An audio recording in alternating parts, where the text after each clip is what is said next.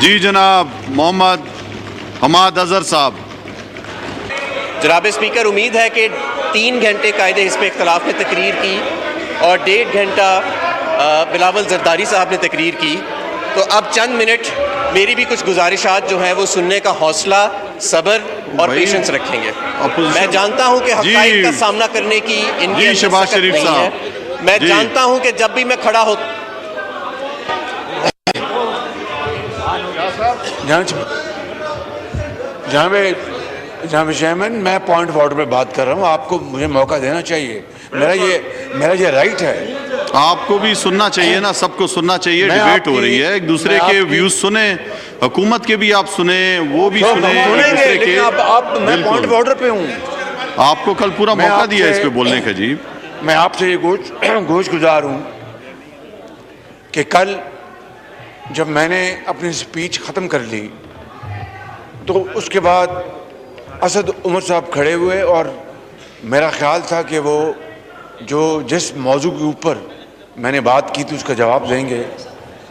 وہ سٹارٹ ہوئے دشنام ترازی کے اوپر اور انتہائی نازیبا باتیں شروع کر دیں جس کا نہ صرف اس موضوع سے کوئی تعلق تھا، نہ میری تقریر کے حوالے سے کوئی ریبٹل تھا. میں نے جب انہوں نے انگریزوں کے کتوں کو نہانے کی باتیں کی اور اس طرح، تو میں یہاں سے نکل گیا کہ میں کچھ جا کے زیادہ کنسٹرکٹیو کام کروں اور اپنا وقت ضائع نہ کروں. آج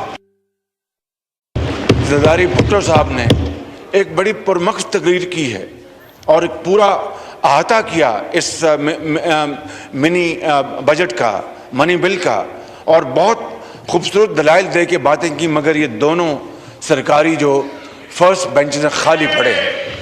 جناب اسپیکر، یہ عالم حکومت کی دلچسپی کا، اور مجھے آپ روک رہے ہیں پوائنٹ آف آرڈر کے اوپر. میں نے اسی کے اوپر بات کرنی تھی اور آپ کو گزارش کرنی تھی کہ یا تو اس اجلاس کو روک کر ان کو بلوائیں، وہ بات سنیں، وگرنہ پھر اس ہاؤس کا وقت ضائع نہ کریں کہ یہاں پر گالیاں دیں اور دشنام ترازی کی جائے.